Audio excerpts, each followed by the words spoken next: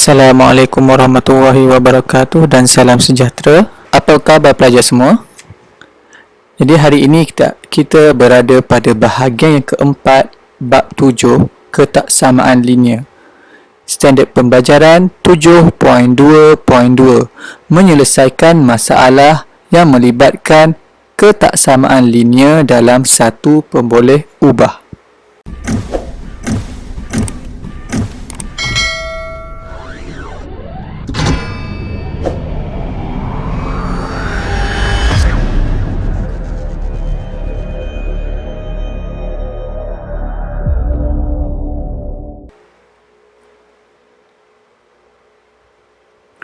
Jom kita tengok kepada contoh yang berikut. Selesaikan setiap ketaksamaan yang berikut. Soalan yang pertama, soalan A. X tolak 3 lebih besar daripada 7.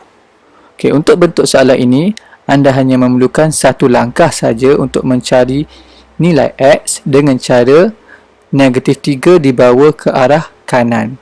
Okey, sebelum ini dalam bab 6, anda belajar berkenaan dengan persamaan linear. So, cara yang sama, yang membezakan hanya simbol ini. Dalam ketaksamaan linear, kita tak guna simbol sama dengan.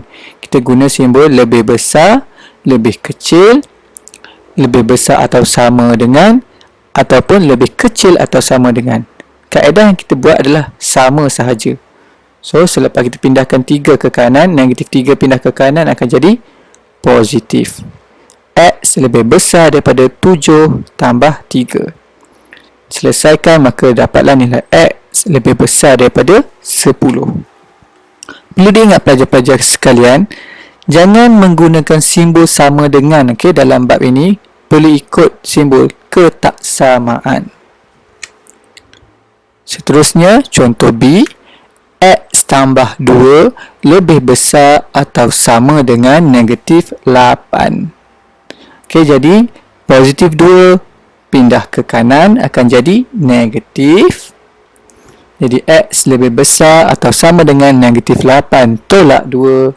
Maka jawapannya adalah X lebih besar atau sama dengan negatif 10. Contoh C. 6X lebih kecil atau sama dengan 24.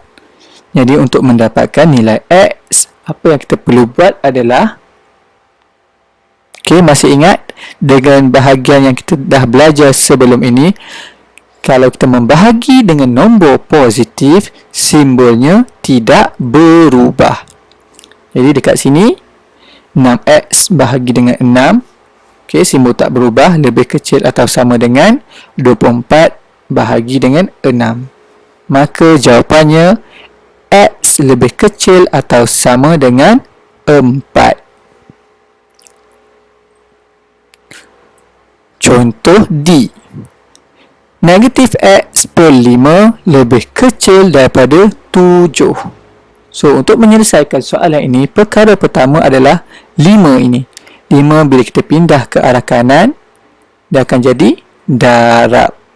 Maka negatif X lebih kecil daripada 7 darab 5. Negatif X lebih kecil daripada 35. Okey, ini bukan jawapan yang terakhir kerana kita mahu X sahaja. So, apa perlu buat dengan negatif? Okey, sama juga seperti tadi, tapi sekarang ini apabila kita membahagi dengan nombor negatif, pelajar perlu faham bahawa apabila bahagi dengan nombor negatif, simbol mesti berubah. Dalam kes soalan ini, kita nak X sahaja, maka kita perlu bahagikan dengan negatif 1 di dua-dua bahagian. So, apabila awak buat bahagi dengan negatif 1, simbol terus kita kena ubah. Okey, kena ubah terus. Jadi negatif-negatif akan jadi positif. 35 bahagi negatif 1 akan jadi negatif 35. Jadi jawapannya X lebih besar daripada negatif 35. Contoh yang terakhir. E. 6 tolak 2X lebih besar daripada 16. Ok, Okey, apabila kita nak mencari jawapan, perlu diingat bahawa X perlu berada di bahagian kiri. Untuk kes soalan ni, kita perlu bawa 6, yang mana 6 ini positif ke arah kanan. Jadi, negatif 2X lebih besar daripada 16 tolak 6. Selesaikan, negatif 2X lebih besar daripada 10. Okey, sekarang sama seperti tadi juga, kita mahu X sahaja. Jadi, perlu menggunakan cara yang sama. Apabila kita membahagi dengan negatif 2, simbol terus diubah seperti ini. Okey, negatif 2X per dengan negatif 2, simbol terbalikkan. 10 perkan dengan negatif 2. Maka kita selesaikan. Jawapan dia adalah X lebih kecil daripada negatif 5. Okey, boleh faham?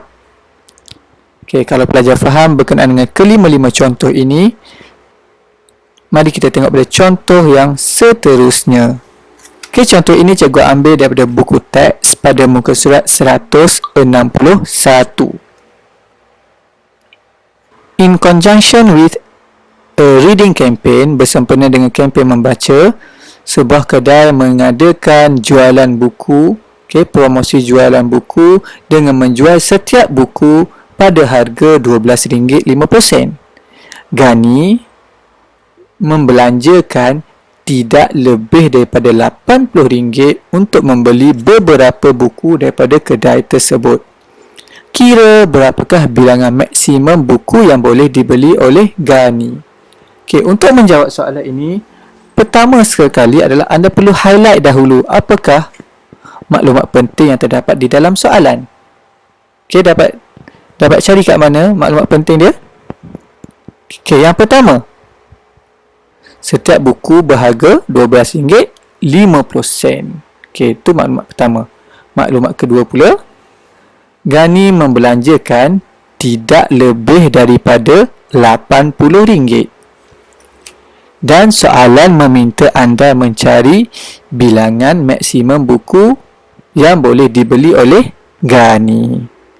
Okey, katakan sekarang kita labelkan N sebagai bilangan buku. Jumlah buku yang dibeli iaitu RM12.50 darabkan dengan berapa bilangan buku yang perlu dibeli supaya perbelanjaan dia adalah tidak lebih daripada RM80. So, sekarang kita wakilkan soalan ini dalam bentuk ketaksamaan. Oleh kerana dia ada perkataan tidak lebih daripada RM80, bermaksud 12.5N lebih kecil atau sama dengan RM80. Okey, untuk menyelesaikan, untuk mencari nilai N, kita membahagi kedua-dua bahagian dengan 12.5. Okey, oleh kerana ini nombor positif, maka simbol tak perlu berubah. Maka N lebih kecil atau sama dengan 6.4. So, apa maksud dia kat sini? Apa maksudkan dengan 6.4? Bolehkah kita beli buku tu 0.4? Tak boleh kan? Jadi, sekarang kita wakilkan dalam bentuk garis nombor. Okey, dekat mana 6.4? Okey, dekat sini. Oleh kerana dia mahu lebih kecil atau sama, maka kita guna bulat yang padu seperti ini. Okey, oleh kerana kecil, anak panah ke arah kiri. Okey, kita labelkan kat sini N lebih kecil atau sama dengan 6.4. Jadi, berapa buku yang boleh dibeli oleh Gani? Okey, kita dah tahu buku mana boleh beli separuh.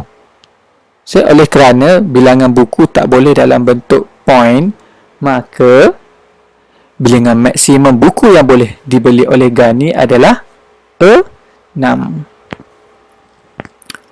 Okey, sekarang mari kita cek betul ke bilangan buku yang paling maksimum boleh dibeli adalah 6. Okey, so gantikan N dengan 6. Jadi 12.5 N adalah 6.